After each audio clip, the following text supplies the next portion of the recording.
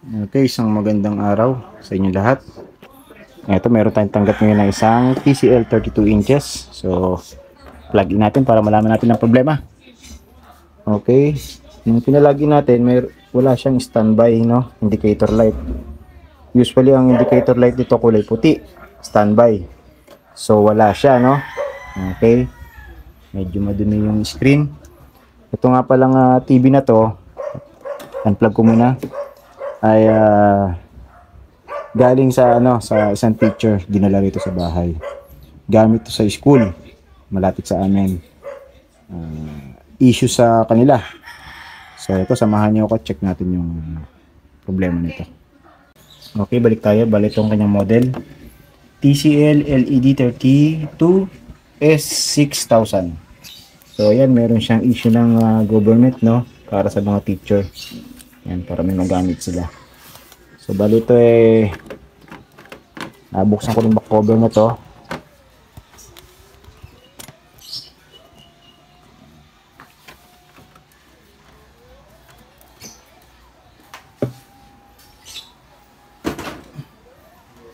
Na-check ko kasi ito kanina nung nandito pa yung teacher. So sabi ko sa kanya, balikan na lang. So since ang mga ganitong problema, no power, focus muna tayo sa power supply. Okay, so ang power supply niya ito.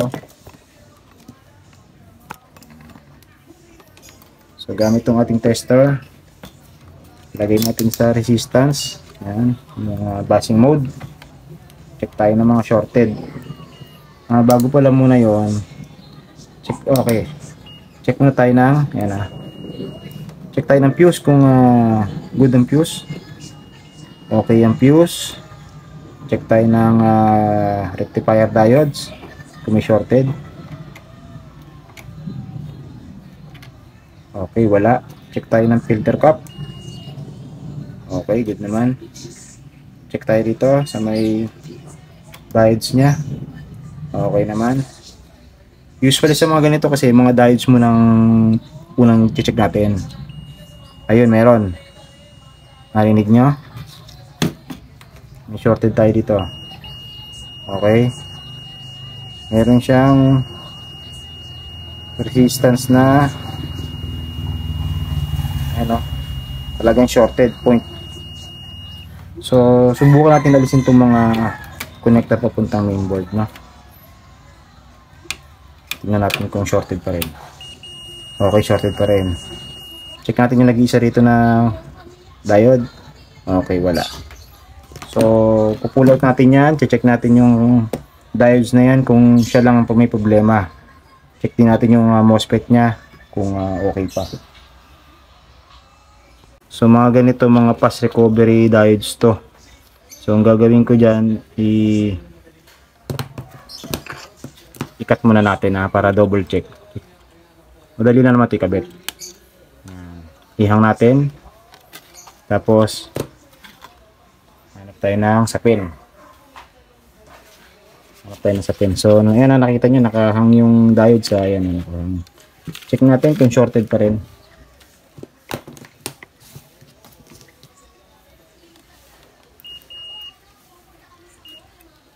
Okay, shorted pa rin. Kita nyo? Dun sa may papunta sa board, okay, wala. So, siya lang ang naging dahilan, no? Basic yan. So, ang gagawin ko, pupulot ko muna yan. Hahanap ako ng kaparehas niya na diodes. Okay?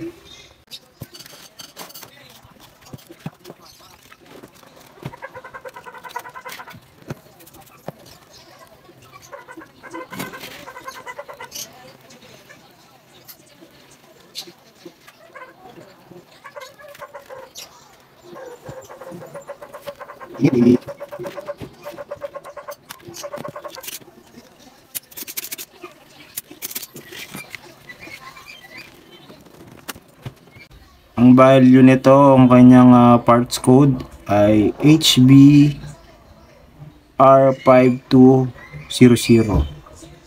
Okay? HBR5200. So, hahanap tayo niyan. Okay? Kita nyo ba? Okay, medyo malabo lang. H5 to HBR 5200. Hahanap muna tayo niyan. Ayun, meron tayong nakita dito sa scrap plating board galing Prestige. Ayan, parehas. Makikita nyo, SB5200. Okay. So 5 ampere, 200 volts yan. Ganyan. Okay. Ito, bubunutin natin ngayon yan.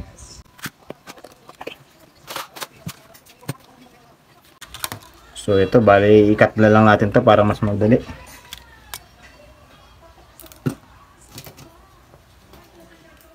Hindi na tayo magbunot. Ikat na lang natin ito. Mahaba naman yung kanyang paa eh. So kata tayo sa puno. Okay.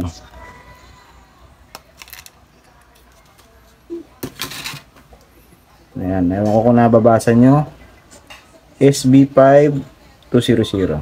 Okay. Same value lang yan ha. So, ganyan.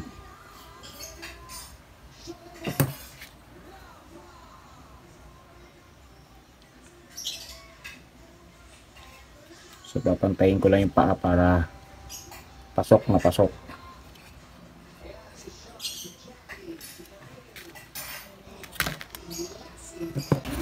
So ito kabit natin ha. Make sure na hindi kayo magkakamali ng paglalagay niya na mayroon namang markings yan. Ayan. So may markings din dun sa may board. So make sure na hindi kayo magkakabit ng baliktad kasi once na magkabaliktad yan, sabog yan. Okay. Pantay lang natin at hindi mahaba.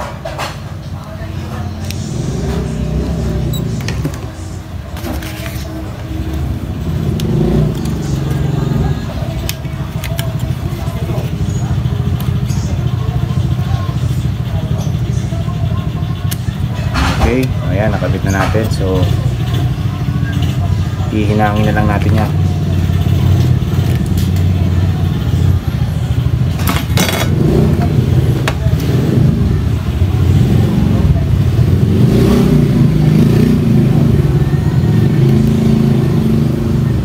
Pinatay ko kasi kaya lumamig ulit.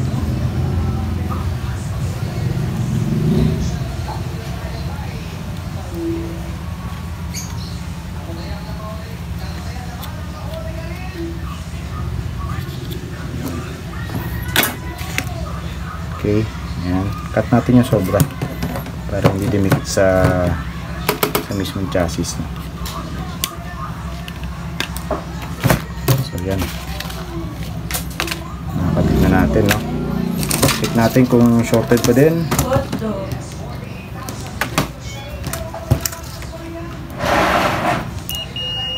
Check natin yung pinalit natin.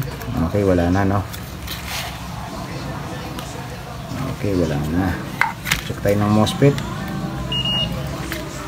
MOSFET nga ba yan? Ay, hindi. Okay lang yan. Check tayo ulit. Okay, wala na. So, try natin.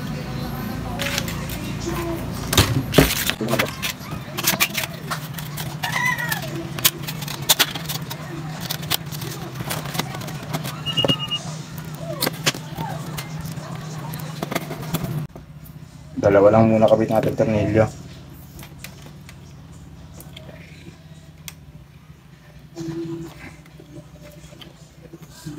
Gutin muna natin itong saksakan natin. Mahalang kuryente. Okay, so nakabit ko na yan ha. Ayan, nakabit ko na yan. So, clear lang natin yung lugar para secure.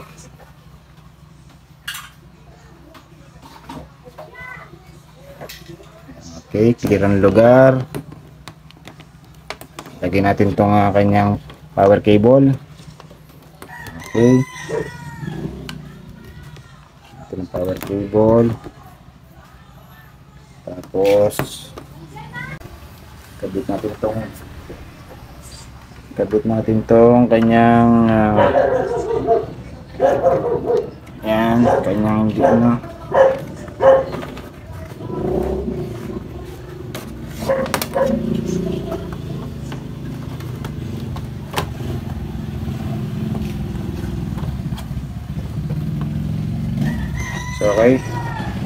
Ito, abangan natin dito kung may ilaw dyan ha. So baliktarin ko na muna para makita nyo talaga ng maayos.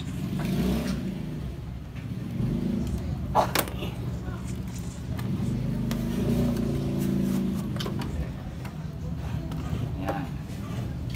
Okay, nabaliktad ko na yan. So ito, pa-plug-in natin. Abangan nyo rito kulay puti yung indicator light nya.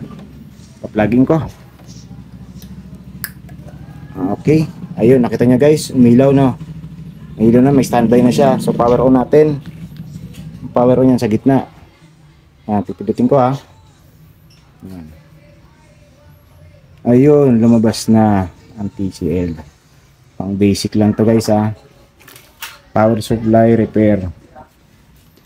So 100% yan, gumagana na yan. Yan, naka audio video na siya. So check natin yung pilitin natin ito. Yan o, signal. Okay. Signal na siya, no? Pilitin natin yung ibang, wala kasi tayong remote eh.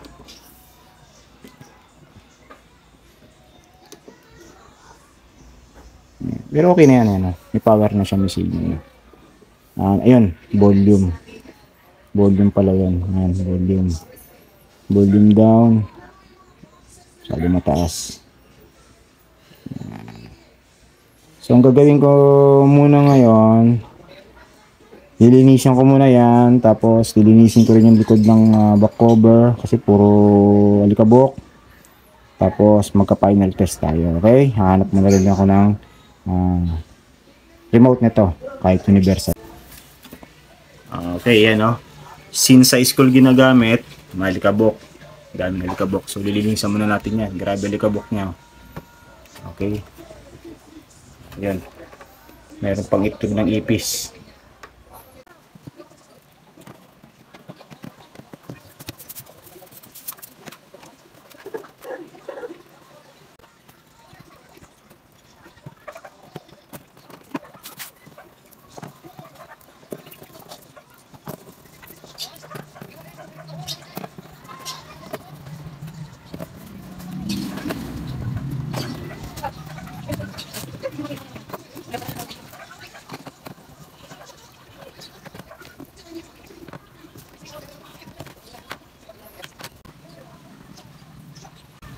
Mukhang matamaan pa to.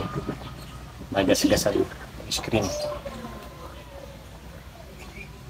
Yung mga pintura pa.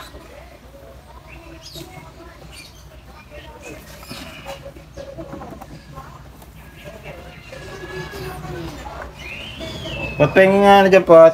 Tissue.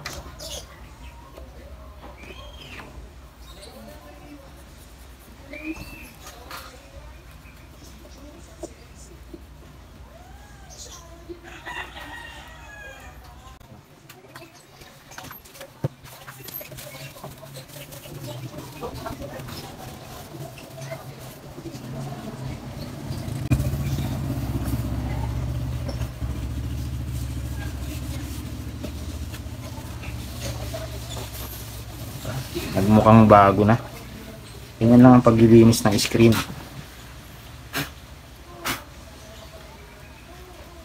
Pagurin nyo ng makinis na tissue. Pagkatapos nyo punasan ng basa. Mga gas-gas na nga siya dito. Okay.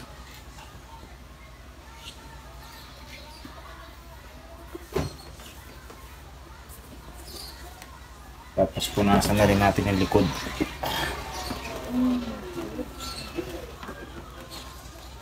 Punasan natin yung likod.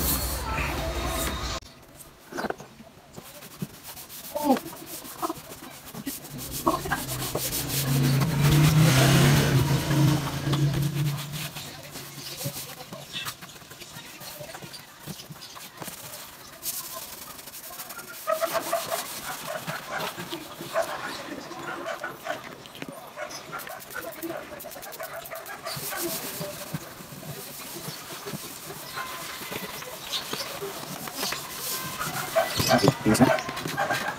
Ito mga ikuha ko ang natin.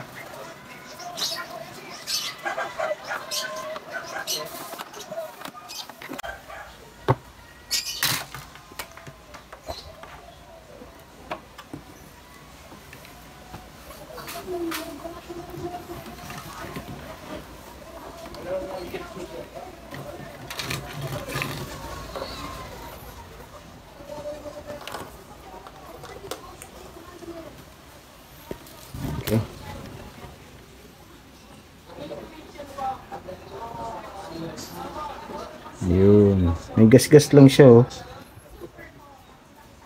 Siguro sa pagkakabuhat yan. Okay. Buti hindi nadali yung mismong screen na ano.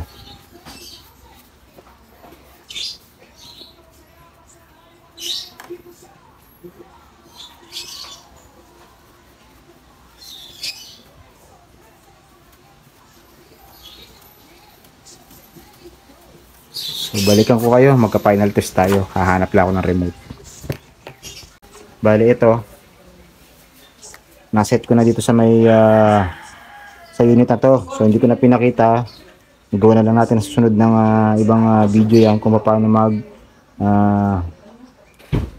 mag-pair ng universal remote sa mga unit, no? Sa mga ibang klaseng unit o brand. So, ito, papoweran ko na sa remote. Yan. Okay. Ngayon ang logo niya, TCL. Nakahiga kasi yan, kaya pahiga. Tagal ito ang video natin. Hindi siya nakatayo. Kasi pag nakatayo, maliwanag ito sa likod ko. Contrast. So, naka-audio video siya na ano, pula sa menu. Okay. So, smart TV to guys Ayan Hindi ko lang kinonek sa internet. Ayan. So, ayan siya. Ayan. Okay. Ayan, may YouTube, may Netflix. Parang katulad ng ano, no? Yung mga katulad kay ma'am na style. Yung kahapon na nabenta natin. So, ito lang ang pinalitan natin sa power supply, no? Itong kanyang HBR 5200. So, ang value nun, 5 ampere to hanggang 5 ampere to 100 volts, no? So, same value ang pinalit natin. Meron kasing mas mababa, pero hindi ko ganoon ang pinalit ko. Meron ako nakita. Ayan, HBR 5100. So, mababa yung kanyang volts. So, naghanap talaga ako ng pamalit. Yung 200 volts. Okay, yan. Bali, okay na yung unit ni teacher. Diyan sa malapit sa amin ng school, grade 1. May magagamit na siya bukas. Bukas niya pala dadalhin sa school. Magagamit niya pag nag-opening na. Malapit na opening ng klase. So, yan. Okay. Basic lang ang ating repair ngayon. Sana may natutunan kayo. Please mo kay TechPH. Sabing, sharing is caring.